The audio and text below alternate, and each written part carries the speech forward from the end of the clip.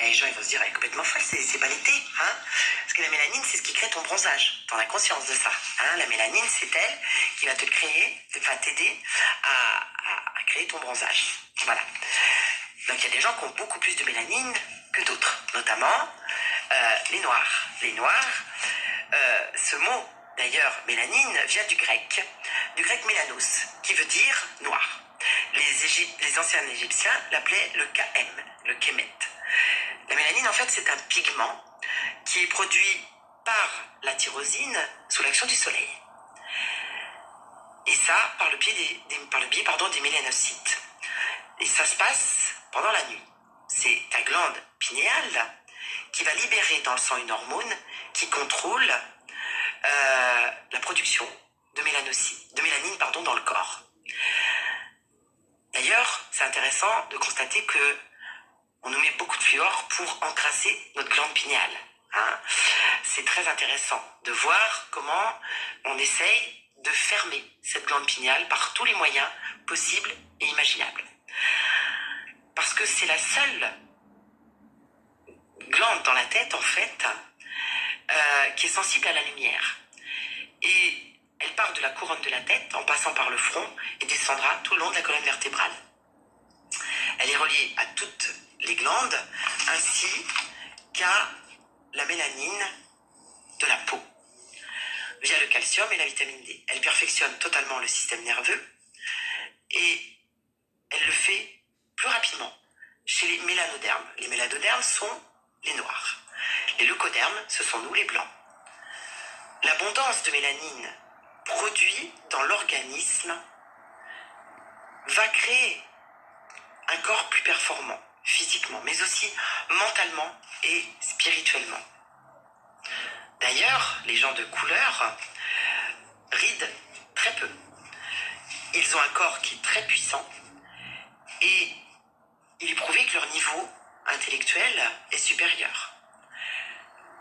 C'est d'ailleurs étonnant de voir leurs bébés qui marchent beaucoup plus rapidement que nos bébés, qui rampent beaucoup plus vite et qui ont des facultés beaucoup plus importantes.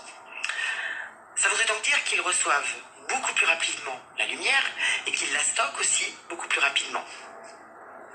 Est-ce que c'est pour cela que nous avons essayé durant des années de décimer l'Afrique et encore aujourd'hui? Est-ce que c'est aussi pour cela que nos élites seraient inquiets par leur grande capacité à synthétiser la lumière?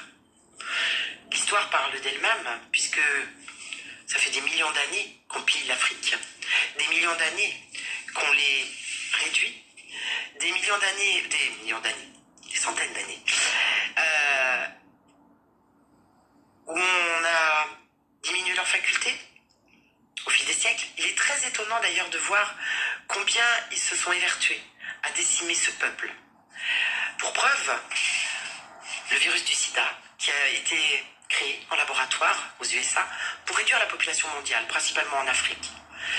Il s'appelait le programme Population Nixon. Nixon 2000 de l'ONU en 1971, qui a été destiné à réduire la population. Il a été inoculé à 100 millions de victimes en Afrique en 1977 par des campagnes de vaccination contre la malaria, la fièvre jaune, et j'en passe.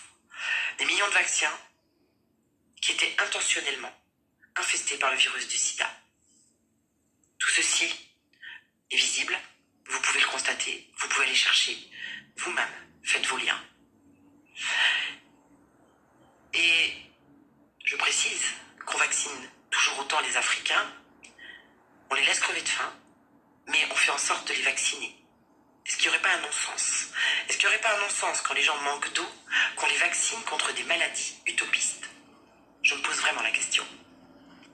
Je lis encore des propos du style « remonte dans ton arbre ». J'ai pas les mots. J'ai pas les mots. Ils ont fait croire depuis tellement de temps à la vertu des Blancs.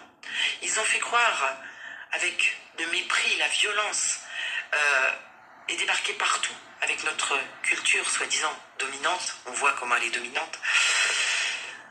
C'est impressionnant de voir que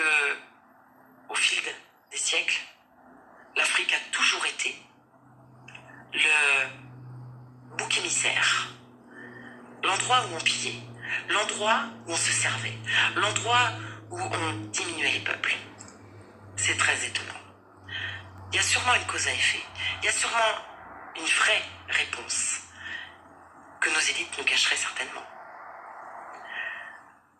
Les leucodermes, donc nous les blancs, avons ainsi établi une supériorité sur les mélanodermes, donc les noirs, depuis des siècles. Bizarrement, très peu de recherches sur la mélanine et ses propriétés, ou souvent incomplètes, voire malhonnêtes, quand c'est pas mensonger. Bref, finalement, dès qu'on s'intéresse à la mélanine, on comprend pourquoi notre système basé sur l'impérialisme a tout intérêt à diminuer la vérité, et ainsi à continuer à dominer le monde.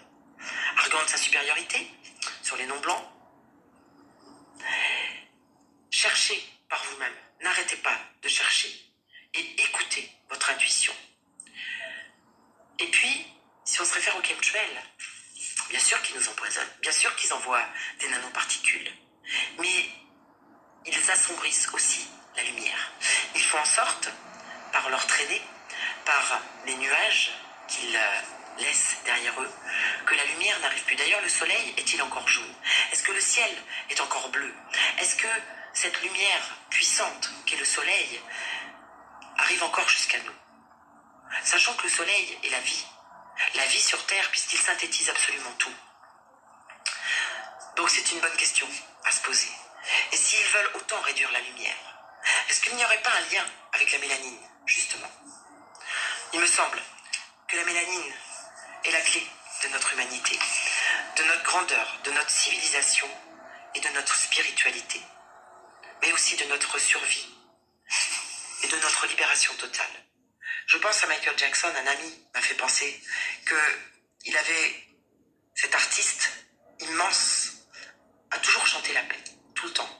Et bizarrement, il est passé du noir au blanc. Était-ce un message?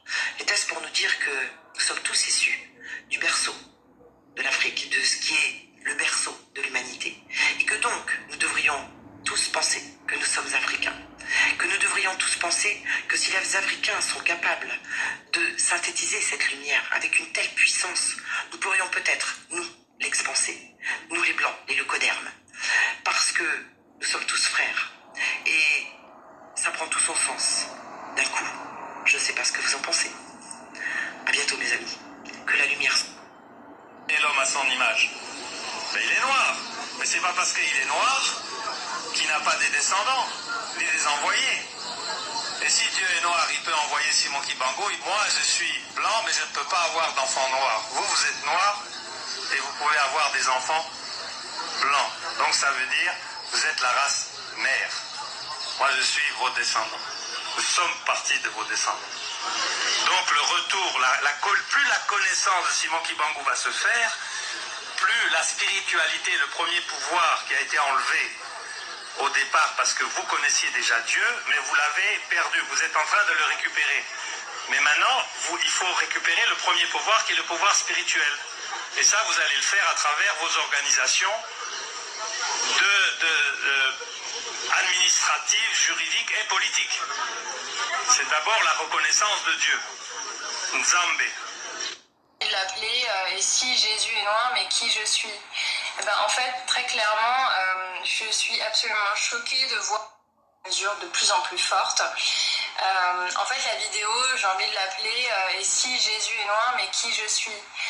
En fait, très clairement, je suis absolument choquée de voir à quel point l'histoire a été falsifiée et aussi encore à quel point la France est totalement encore colonialiste, n'a pas du tout réparé ses erreurs et n'est pas du tout prête à le faire. En fait, j'ai l'impression que toute notre histoire du monde, comme elle repose sur un mensonge, tout est absolument inversé. Si on fait les recherches, on se rend compte que en fait, le Christ, il pouvait être que noir, et ça d'un point de vue scientifique, et aussi d'un point de vue qui était écrit dans la Bible.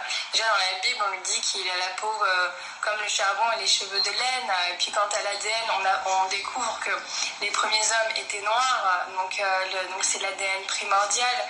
Si Dieu a fait l'homme à son image, il pouvait être que noir, il pouvait être pas blanc. Après, on se rend compte que il y a la falsification historique avec le pape Alexandre VI de la famille Borgia en 1490.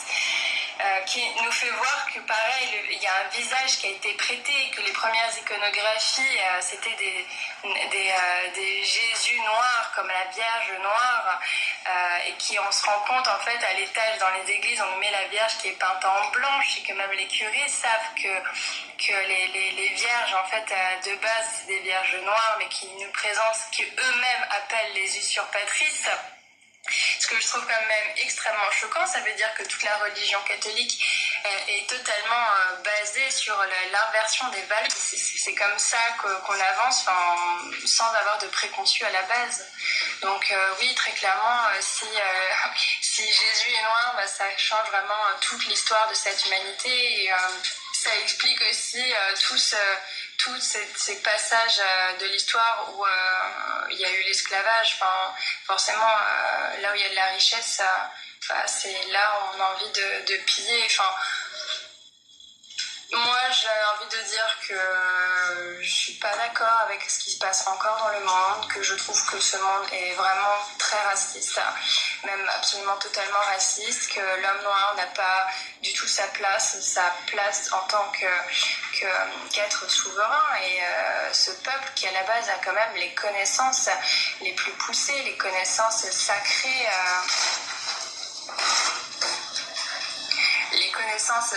de ce monde, qui fait qu'encore ce monde peut exister. Si les fondations de ce monde s'écroulent, si l'Afrique s'écroule, on peut clairement se rendre compte qu'il va y avoir un gros déséquilibre dans cette humanité. Donc moi, mon témoignage, c'est de dire que je suis pas d'accord avec tout ça, que mes recherches me montrent que tout ce que je viens de vous expliquer, je pense que c'est vraiment à chacun de faire ses recherches, à chacun d'avoir l'ouverture d'esprit, mais surtout l'ouverture de cœur, parce que sans l'ouverture de cœur, on va nulle part. De l'amour de soi, de l'amour des autres, de l'amour de l'humanité. Moi, par exemple, voilà, je suis blanche, mais j'ai aucun mal à reconnaître que le peuple noir, c'est le peuple qui a quand même la plus grande connexion au divin, parce que si c'est la vérité, moi, je le reconnais en tant que vérité, et je me sens pas du tout en insécurité pour autant. Et au contraire, depuis que j'ai découvert tout ça sur toute la base des religions et de ce monde, tout prend vraiment un autre sens.